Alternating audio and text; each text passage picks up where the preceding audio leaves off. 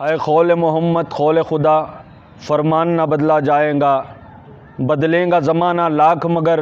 قرآن نہ بدلا جائے گا۔ بدنام زمانہ رذیل وسیم رابضی نے اسلام کی دشمنی کی حدیں پار کرتے ہوئے سپریم کورٹ میں قرآن مجید کی 26 آیتوں کے خلاف PIL دائر کیا ہے۔ اس کی وجہ سے نہ صرف ہندوستان کے مسلمانوں میں بلکہ پورے عالم اسلام میں ایک بے چینی کی کیفیت طاری ہوئی ہے۔ اس وقت شیعہ برادری کے اوپر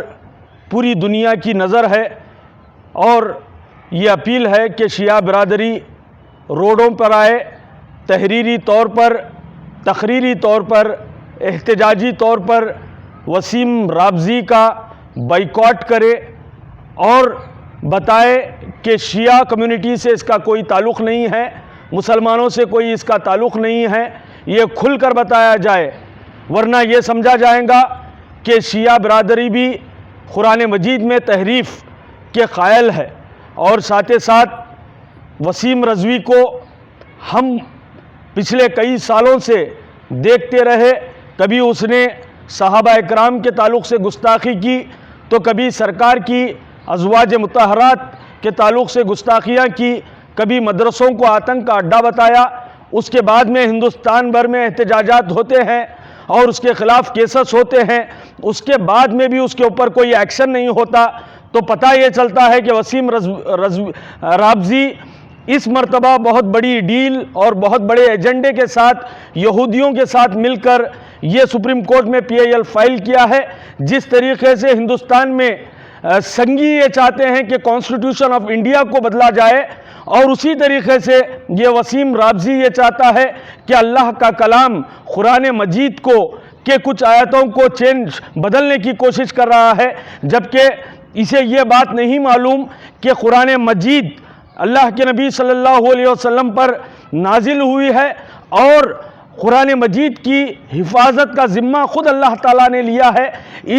یہ نامعلوم باپ کی اولاد 26 آیتوں کو چینج کرنے کی بات تو دور، قرآن مجید کا ایک زیر و زبر بھی تا قیامت تک چینج نہیں ہو سکتا۔ اس کے لیے امت مسلمہ نہ صرف ہندوستان کے پورے عالم اسلام کے مسلمان اس سے بہت زیادہ تکلیف اور بے چینی کا اظہار کر رہے ہیں، اور ہم اس مرتبہ کسی قسم کی غلطی نہ کرتے ہوئے تمام مکاتب فکر قرآن مجید کی حفاظت کے لیے، قرآن مجید کے تقدس کے لیے متحد ہو کر، منظم ہو کر یہ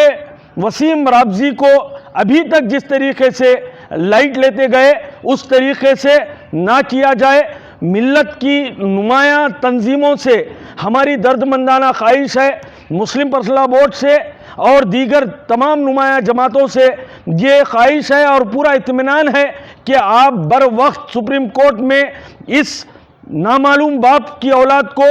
سپریم کورٹ کو مس گائیڈ کرنے نہیں دیں گے، کیونکہ یہ مس گائیڈ کرنا چاہ رہا ہے، مس انٹرپریٹیشن کرنے کے لیے یہ سورۃ توبہ کی آیتوں کا ذکر کر رہا ہے، نہ اس سے پہلے کی آیت کہہ رہا ہے نہ اس کے بعد میں کی آیت کہہ رہا ہے۔ ایسے آیتوں کو لے کر مس انٹرپریٹیشن کرنے کے قوی امکانات ہیں، لہٰذا بر وقت نمائندگی کرنا ہی اس کا سلوشن ہے۔ ملت اسلامیہ کے نوجوانوں سے میری خواہش ہے، گزارش ہے کہ آپ صبر و تحمل کے ساتھ رہیے، امن و امان کو برقرار رکھیے۔ اس کے پیچھے جو سنگھی چاہتے ہیں کہ کانسٹیٹیوشن آف انڈیا یہاں کا تبدیل ہو جائے اور چینج ہو جائے، کانسٹیٹیوشن آف انڈیا ہی